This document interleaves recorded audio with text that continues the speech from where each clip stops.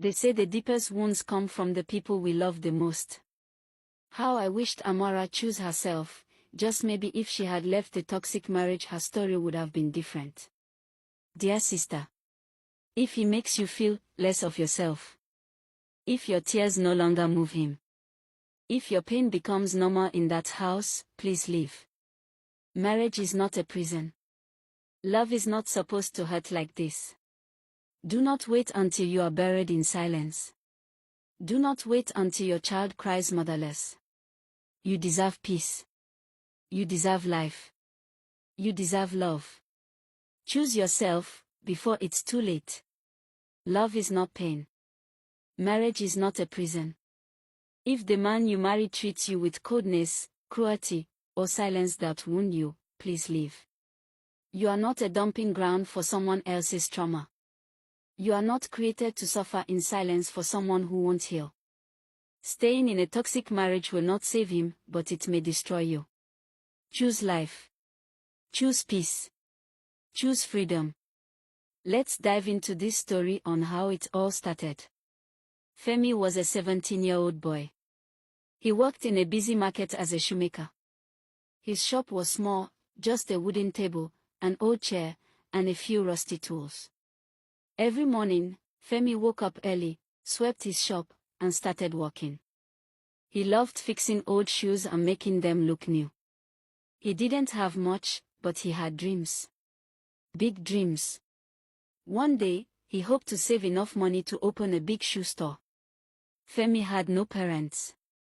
His uncle had taken care of him when he was younger, but now Femi lived alone in a small one-room house behind the market. Life was hard, but Femi smiled through it all. One afternoon, dark clouds covered the sky. Soon, the rain began to pour. Femi sat inside his shop, watching the market grow empty. People ran to hide from the rain. Suddenly, a girl rushed in. She was soaking wet. Her hair was dripping. Her shoes were broken. "Please, can you help me?" she asked. Her voice was soft. Her eyes sparkled. Femi's heart skipped a beat. The girl was beautiful, like a princess. "Yes, of course," Femi said quickly. He fixed her shoes fast, walking carefully. When he finished, the girl smiled brightly. "How much is it?" she asked. Femi shook his head. "It's free." She laughed softly. "You're kind." "I'm sad." Then she left, running into the rain. That night, Femi couldn't sleep. He kept thinking about Sada's smile and her pretty eyes. Will she come again? He wondered. The next day, Femi cleaned his shop extra well and wore his best shirt. He waited and waited. Then, there she was. Sod passed by, holding a small bag. Femi quickly called out, "Sod." She stopped and waved. They talked for a few minutes. Femi felt his heart flying. From that day on, Femi looked for her every day. Sometimes she passed by and smiled. Sometimes she stopped to chat. Femi began to believe, maybe one day, she will love me. Femi wanted to make Sod happy. He saved money from every shoe he fixed. First, he bought her chocolates. Then gifts. She smiled and said, "You are so sweet, Femi." Then he bought her perfume. She laughed and touched his arm. "You're so kind." Femi's friend warned him. "Femi, be careful," his best friend Tolu said. "She is rich. You are not. Don't give her everything." But Femi didn't listen. Love had made him blind. One day, Femi saw a gold necklace in a shop. He thought, she will love this. But the necklace was expensive. Femi didn't have enough money. So he borrowed from a moneylender named Baba Saka. "Pay me back in 1 month," Baba Saka warned, his eyes cold. "Or I will take your shop." Femi nodded. He didn't tell anyone. He thought, it's worth it for love. One morning, Femi dressed in his best clothes and went to Soda's house with flowers and the gold necklace. But she didn't come out. He waited for hours. Nothing. He decided to drop the gold necklace by her doorstep, unknown to him that Sade will never get hold of that necklace, because before Sade got home, a dog had already whisked it away, thinking it was his favorite bone. Femi called her phone. No answer. Then one day, he noticed that Sod had blocked him. Femi felt sick. He couldn't eat. He couldn't sleep. His heart felt like it was breaking into 1,000 pieces. What did I do wrong? He thought. Was I not good enough? Days turned into weeks.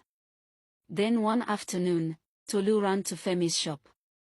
Femi! Look, he shouted, holding a flyer. It was a big wedding poster. Sod and Connor, wedding at Golden Palace Hotel. Connor was the son of a famous rich businessman. Femi stared at the poster. His hands shook. Tears filled his eyes. She's getting married, he whispered. Femi walked home slowly. His room felt dark and cold. He looked around, empty shelves, sold tools, unpaid debts. I gave her everything, he thought. And she never loved me. I was just a game to her. His friends had warned him. But he hadn't listened.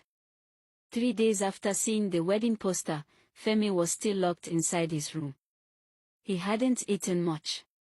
His heart felt heavy. His mind kept replaying everything, the gifts. The perfume, the gold necklace, her smile, all gone, just like that. Suddenly, someone knocked loudly on the door. Femi jumped. His heart pounded. Open up. Baba Saka wants his money, a rough voice shouted. It was 2 of Baba Saka's men. Femi's mouth went dry. He had no money to pay. He had spent it all on gifts. He opened the door slowly. Where is our money? One man growled. I don't have it yet, Femi whispered. The man grabbed his shirt. You have 3 days. If you don't pay, Baba Saka will take your shop. They shoved him backward and left. Femi sat on the floor, shaking. What will I do now? Femi tried to work fast. He stayed up late, fixing shoes to earn money. In order to pay up his loan, because his shoe shop was at stake, but it wasn't enough. On the 3rd day, Baba Saka himself came. Time's up, he said coldly. But please, give me more time. Femi begged. No. Baba Saka shouted. You failed. I will take your shop now. And just like that, Baba Saka's men removed Femi's tools and threw him out.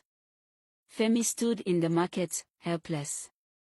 His small shop, gone. People whispered. Some shook their heads. Tolu ran to him. Femi, I told you, Tolu said sadly. Come. Let's go. Femi sat alone in his room for days. No money. No tools. No shop. No sword. Only pain. His friend Tolu tried to cheer him up, but Femi hardly spoke. One night, Tolu sat beside him and said, Femi, you cannot stay like this. You must fight. You must start again. Femi shook his head. I have nothing left, where do I start from? You still have your hands, Tolu said. One morning, Femi heard children outside laughing and running. Something inside him stirred. I cannot stay like this forever, he thought. I must rebuild. He stood up, washed his face, and cleaned his room. Then he went to see Mr. Adibeo, an old shoemaker in another part of the market. Sir, Femi said, bowing. I lost my shop. Please, can I work with you? I will learn. I will not ask for money yet. Mr. Adibeo looked at Femi's tired face and kind eyes. You have a good spirit, Femi, he said. You can start tomorrow. I believe you will learn more. Day by day, Femi worked hard. He cleaned tools. He washed carefully. He fixed small shoes. Mr. Adebayo taught him many new skills. Customers liked Femi. They said he was polite and careful.